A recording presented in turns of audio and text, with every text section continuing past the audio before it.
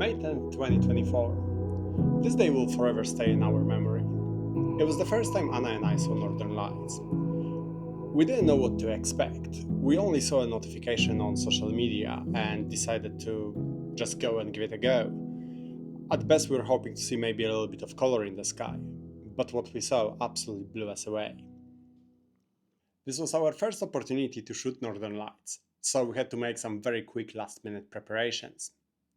And there are four main things you need to consider: location, conditions and timing, equipment you'll be using, and settings. Although arguably other factors may be important than location. I think location is a good one to start with because, well, first you need to know where to go. Somewhere where there is relatively little light pollution. Important thing to consider is the direction you will be facing, because you may be still quite close to a big city, but as long as you are facing away from it and there is nothing in front of you, there is pretty good chance that you can get decent shot. You may be tempted to have sunlight as a point of interest in your shot, but you have to be quite careful. As you can see in this photograph, if the aurora is very faint, it will be really difficult to balance the two. This is much easier to balance if aurora is much stronger, of course. Then you need to consider timing and conditions. Aurora will keep changing very rapidly, so you cannot wait for the perfect conditions to happen. If you think, if there are indications that it may be a good night for it, basically you just have to go and hope for the best. You can use different apps and Facebook groups to track the conditions and try to figure out whether there is a high likelihood that there may be northern lights visible. There is absolutely no guarantee ever. Forecasts tend to be very inaccurate. The sun is very, very far away, and at best it's just an estimate. I would not put too much trust in mainstream media because a lot of it will be just simply incorrect information. Just because there was a solar flare, even a very significant one, it doesn't mean that it will produce northern lights. One of the good indicators is KP index. It's not the only one, and by itself it will not give you the full picture. But for example, for me, I live in Vancouver in southern BC.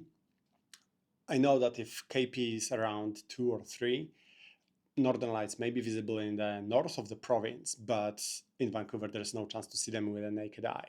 Around 4 or 5, maybe there will be something very faint in the sky, but definitely not an amazing colorful show usually associated with northern lights. It has to go to sort of 6, 7 and above to be able to really see northern lights in the area where I live. It may be different for you depending where you are or the area you are visiting, but at least this gives you some sort of indication. Also, don't rely too much on apps which give you probability, because again, this keeps changing all the time. And lastly, when it comes to the conditions, kind of obvious is, well, you need a clear sky to be able to see northern lights or very few clouds. So what kind of equipment you need to shoot northern lights? Well, good news is that these days pretty much any camera can do a decent job at it. And most smartphones will be absolutely fine as well. Two main things you need is having full manual control over exposure and having a tripod. When the camera is stabilized, then your next goal is to make sure that it can capture as much light as possible. So you need to open your lens aperture to the largest possible value, so the lowest number, let's say something like f1.8 or f2.8. So aperture is set to the biggest possible opening, then you adjust your shutter speed. You can start around 5 seconds. I had good results with anything from 2 seconds to 10 seconds. When it comes to ISO, well, general rule is that you should keep it as low as possible to get the highest possible image quality, but it will depend on the other two settings and on the image you want to get. I managed to get all of those shots with ISO somewhere around 100 and 200. If your lens has a smaller maximum aperture, you may need to bump it up to like 400 or 800. But there shouldn't really be a need to go higher than that. Finally, white balance. That's a slightly tricky one because you may want to play with different values depending on the look you want to get. You want to probably set it to Kelvin values so you can manually dial the color temperature. And I tried values from 2700 all the way to about 5,500. As you can see in the examples here, these are exactly the same images, just slightly different color adjustment in post. And they produce very, very different results. Last two things which are very important and can mess up your shot if you don't set them right is setting your autofocus to manual. So you set it to manual and you focus on infinity. And the second thing is setting your drive mode or your shutter release to be delayed. Because when you're doing a long exposure and you press the shutter release button, you will introduce some shake to the camera. So if you delay the shutter release by 2 to 5 seconds, all those micro shakes will stabilize and the image will be much sharper.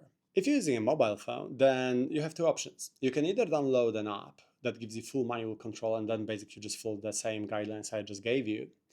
Or if you're using something like, let's say, just a default camera app in iPhone, you have to make sure that it's in a night mode. It will automatically go into night mode when it's dark enough. Then you tap the triangle, then you tap this icon, and this allows you to adjust how long exposure you want. Depending on the model and depending on the situation, it may be something like 5 to 10 seconds. Ideally, you would put your phone on a tripod, so it's as stable as possible. But we managed to get some really good results just hand holding it. Phones tend to have really good stabilization built in, so you can get surprisingly good results even when you're hand holding. Now, when it comes to video, the situation is a little bit more tricky because you cannot really do long exposures with video.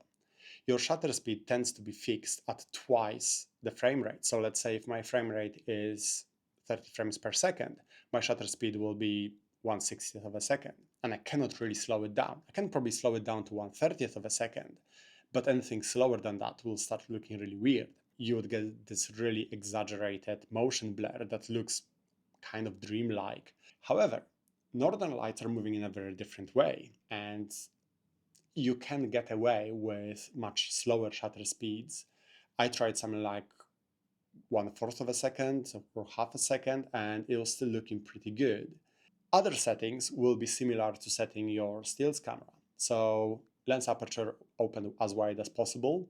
When it comes to video, this is more important because you are more limited by shutter speed. And then you may need to bump up your ISO higher because again, well, you won't be able to slow down shutter speed as much as you would with a photo. So just play with those two settings. White balance, same rules apply as they do when it comes to photography. So the lower the values, say around 3000, you will get deeper purple and green tones. And then as you go towards the other end, they will shift more towards yellow and pink. However, you have to remember that generally speaking, you probably won't be shooting raw. Very few cameras allow you to shoot raw. So the color will be baked into the image. So you have less room for adjustment in editing. So it's more important to get it right in camera. And when it comes to video on a phone, well, that's where things are getting really tricky because phones are not very good in video mode at capturing northern lights, but you can shoot a time lapse. So then you just combine a series of essentially still images and you can get really beautiful result because you get really nice movement of the lights because you are shooting over a much longer period of time. But the most important part of it all is just enjoy the experience. Such an incredible spectacle to see northern lights. I never thought that I would be able to see them so close from home. I'm originally from Europe, and well, there it would require traveling to Iceland or north of Norway or something like that to be able to see them or have a chance to see them. To be able to see them in Vancouver, literally half an hour drive from my home, it was absolutely mind blowing. If you have an opportunity to do it, it's totally worth driving a couple of hours into the middle of nowhere and not getting much sleep. It's an incredible experience.